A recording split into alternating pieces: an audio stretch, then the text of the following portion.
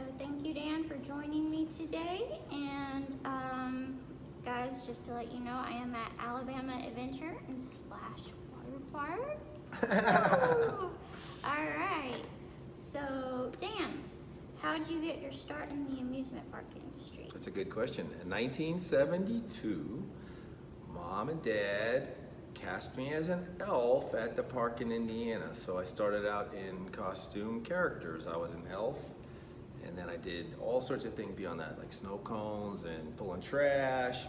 And so when you're 8 years old in 1972, you kind of learn the business. So I grew up working at what was then called Santa Claus Land, which remained Santa Claus Land until 1984 when it became Holiday World. So I kind of always have been a theme park guy.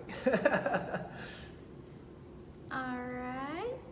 And why did you choose Alabama Adventure given the history?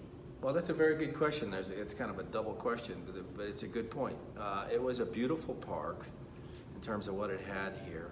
The history was somewhat checkered, we all know, had its ups and downs, mostly downs, but we felt, our family did, that the potential was here to make this a great park. That it had a bad reputation, a very bad reputation, and had some incidents, but we felt, with the Koch family here and bringing a culture of family owned and operated and being here all the time, that we could change the personality of the park, and thankfully we have done that. So it's just a beautiful park, right?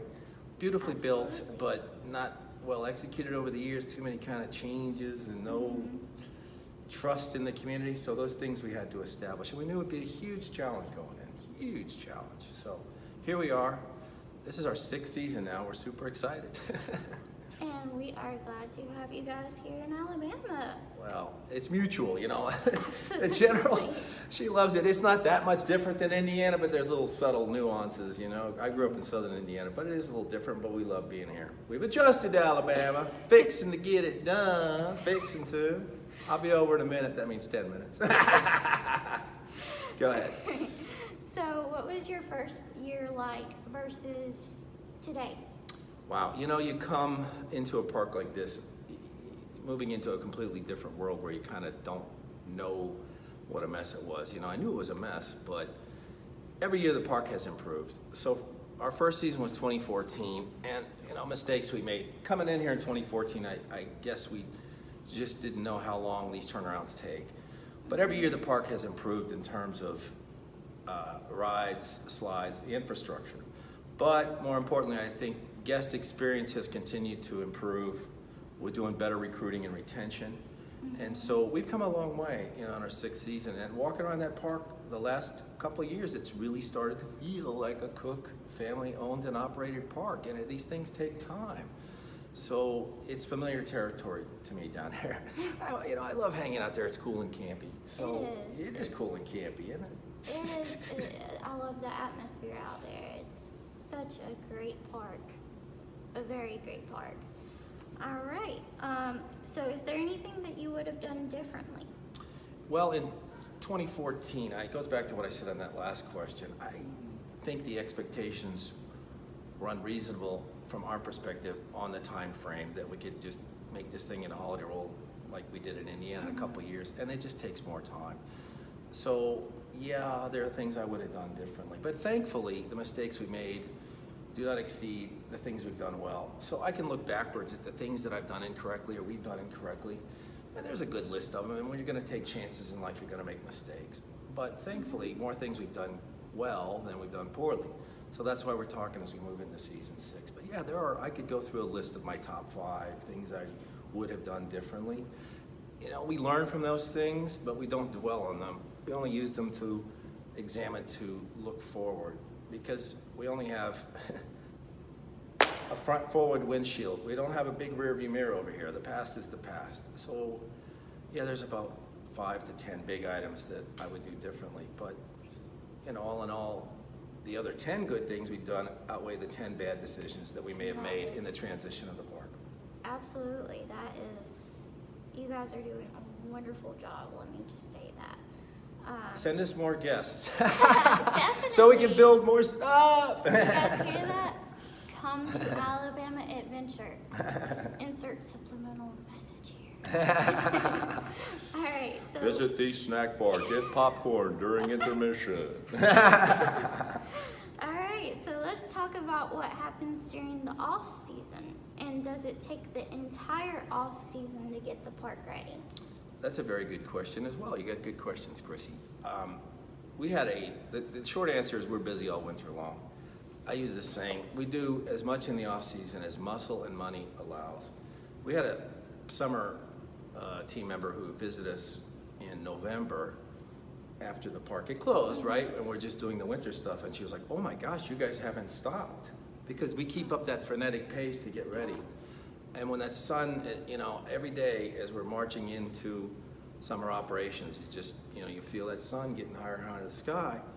So we take the crew we have and we make the best choices we can to do the projects that make the most sense, which involves a lot of painting, a lot of construction, improvement of guest experience issues, and then the things that don't drive the gate that nobody sees, leaky water pipes, all kinds of odd duck things out there that we just have to fix. So it's a full year-round operation, Yeah, it goes to much bigger size in the summer months, but we're 12 months a year to make a good quality park. You cannot just turn these places off and hope for a miracle when you come back in the spring. That will never ever work. Never ever. You guys have a lot of heart, and I think that is the heart and the passion is such a good thing in this industry. It is, and I just comment on that. If you come here just to quote make money, it's not going to work. You need money to run a park, but as long as the heart leads, the money follows the heart. That's what I believe. Exactly. All right, so I understand that you guys are currently accepting applications for employment. So what goes into the hiring and training process? Well, that varies from department to department.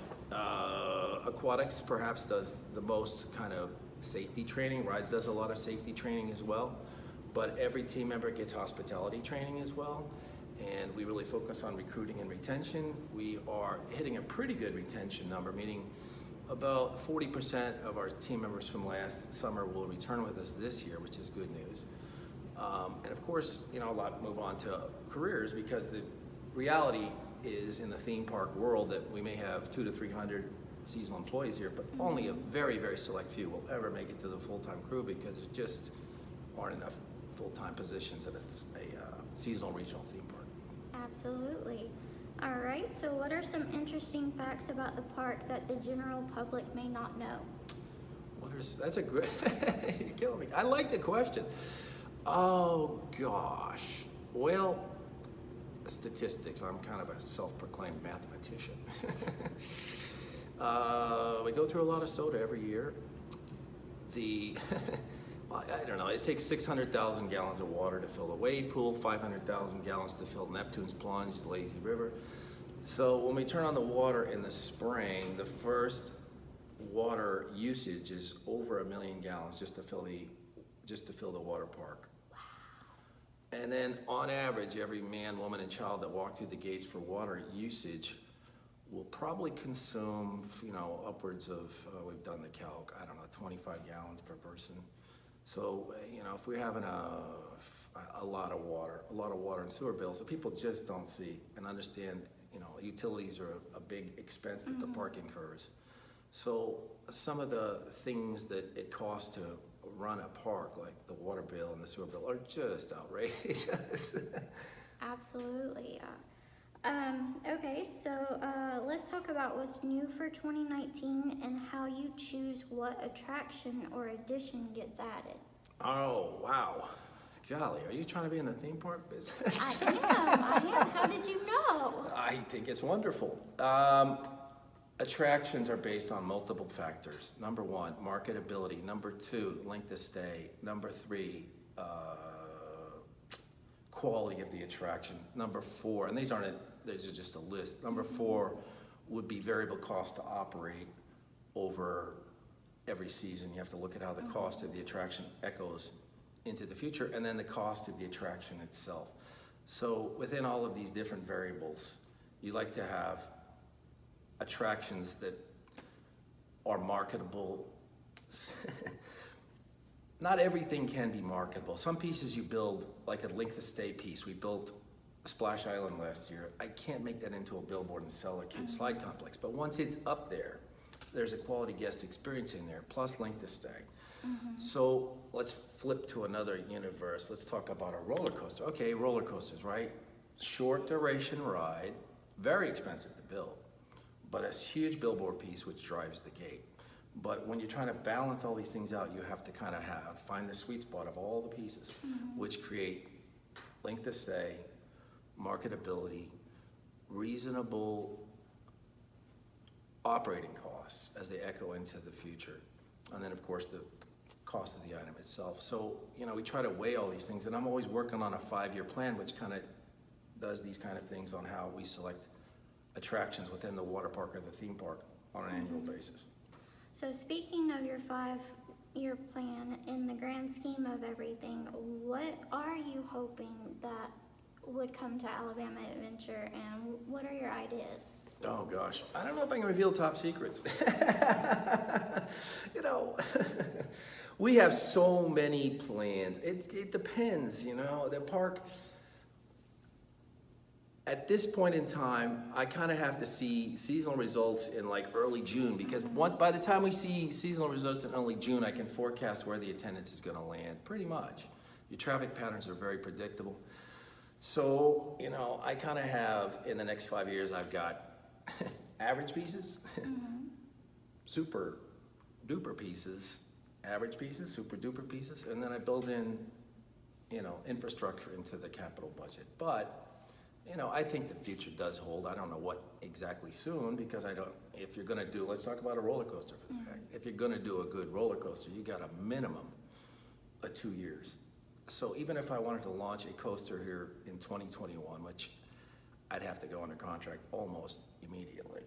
So the reality is, for a big roller coaster like that, you're on a 2-year window. So you have to, if you want to get the piece open in 2022, you kind of got to go under contract in 2020. But your question was specifically about pieces. So yeah, a cool roller coaster is looming out there, as long as we hit the numbers I got on my forecast, which we're going to hit. That means you guys can come out to Alabama Adventure. You know, so, and then we got less, you know, we get all sorts of ideas. Carousel, you know, launch tower, water slides, all kinds of things. I mean, I got a list of, you know, 10 different items that we're planning on that we're going to sequence. So we don't know what 2020 involves yet, but hopefully, well, I know we're going to have a great year. We'll make an announcement, hopefully in August of 19, for what we're building for 2020. Or maybe I'll just take the winter off and go down to Tahiti and hang out on the beaches and be Cabana Boy. Not going to happen. I hope that answered your question. It did, it did. So what is your favorite ride here? You want me to go down on one ride? One ride. One ride. You can only choose. I always think of the ones I don't like that make me sick. I haven't ridden a scrambler in 30 years. Or a tilt-a-whirl. Can't get on it. Can't do it. Can't do it. I can't do it. I can't break that seal. I will do it again. I like the swing ride. I rode the yo-yo twice last year. I get vertigo. I mean, I like the water slides, obviously. Oh, I do love free fall. That's a fantastic thrill slide. On the rides, I like the yo-yo. I do love Rampage, of course, you know. Who doesn't? But I have to limit my number of rides on that per annum, you know. I guess I'm getting old. Some things get better with age, though. Fine wine. Fine wine and loss of hair. Go ahead. All right, so that is the end of all my questions. Would you like to add anything? No, thank you, Chrissy. We love you guys out there in Coaster World, man. Coaster Land, come see us. You know, we'll be here. Time permitting, weather conditions permitting, and Mr. Schwittick in a good mood. He'll take you on a lift hill high. Thank you, guys. Thank you. Bye-bye.